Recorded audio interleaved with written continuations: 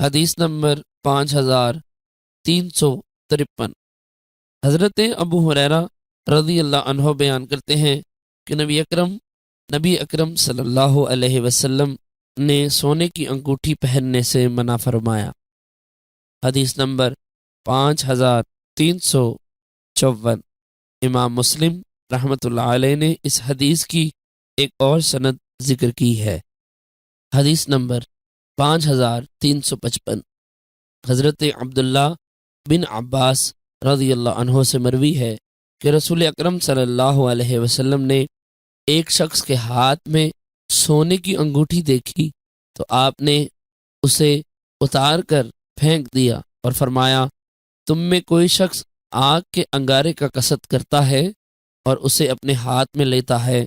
رسول اکرم صلی اللہ علیہ وسلم کے تشریف لے جانے کے بعد اس شخص سے کہا گیا، اپنی انگوٹھی لو اور اس سے نفع حاصل کرو۔